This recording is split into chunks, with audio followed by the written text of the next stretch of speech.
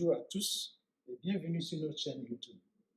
Cette semaine, nous allons parler de l'équation obésité, insuline et diabète, le diabète de type 2. En général, quand on parle de diabète, on parle du taux de glucose dans le sang. La définition classique du diabète étant un excès de glucose dans le sang.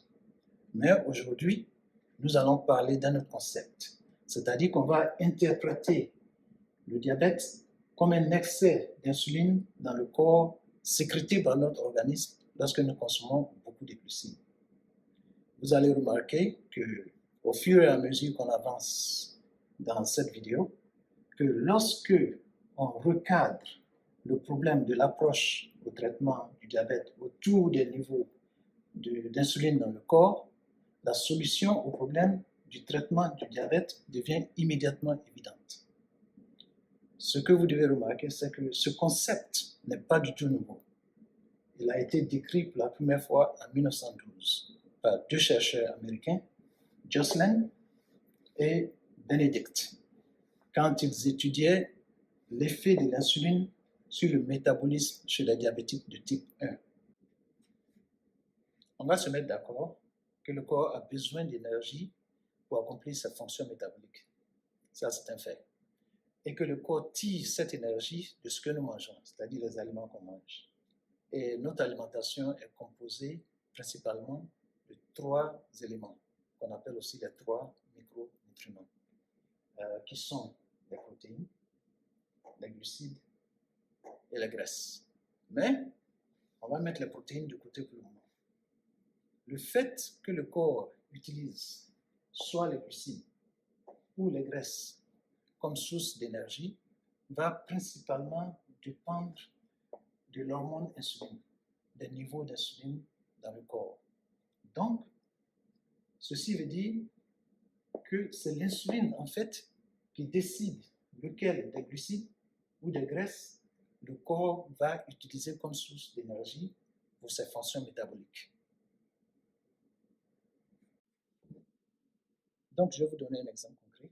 Quand vous mangez des glucides purs, par exemple, comme le riz blanc, ou le pain à base de farine raffinée blanche, les niveaux d'insuline vont augmenter de façon substantielle. Et l'insuline, en fait, peut grimper jusqu'à 10 fois le niveau de la normale. Et elle va rester élevée jusqu'à 4 heures de temps. En revanche, quand vous consommez dans votre alimentation des graisses, les niveaux d'insuline restent bas. Ce qui veut dire que les graisses ont un effet très négligeable sur la variation des niveaux d'insuline dans le corps. Donc, le corps a deux options. Soit il utilise les glucides comme source d'énergie pour accomplir sa fonction métabolique, ou il utilise les graisses. Donc, pour récapituler, quand les niveaux d'insuline dans le corps sont très élevés, le corps va utiliser les glucides comme source d'énergie. Donc, le corps va brûler le glucose pour accomplir sa fonction métabolique. Mais, quand les niveaux d'insuline sont bas, le corps va utiliser les graisses comme source d'énergie. Donc, le corps va brûler les graisses. Donc, quand les niveaux d'insuline sont bas, écoutez bien, le corps utilise les graisses. Le corps va brûler les graisses. La graisse corporelle, la graisse viscérale, la graisse abdominale. Donc, ce qui se passe, c'est que quand le corps brûle la graisse, les tissus adipeux, c'est-à-dire les tissus de graisse, commencent à se rétrécir.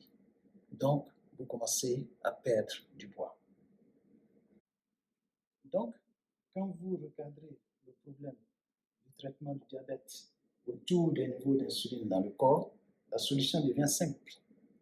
Vous pouvez non seulement traiter le diabète, mais aussi l'obésité. Vous pouvez traiter les deux ensemble et de façon naturelle. Ce qui n'est pratiquement pas possible quand vous utilisez des méthodes conventionnelles. Et c'est cela le sujet de la vidéo de la semaine prochaine. Si vous avez aimé cette vidéo, je vous encourage de vous abonner à notre chaîne YouTube. L'avantage de l'abonnement, c'est que à chaque fois qu'on télécharge une nouvelle vidéo, YouTube va vous envoyer une alerte. Et comme ça, vous n'allez jamais rater de vidéo. Merci. À la semaine prochaine.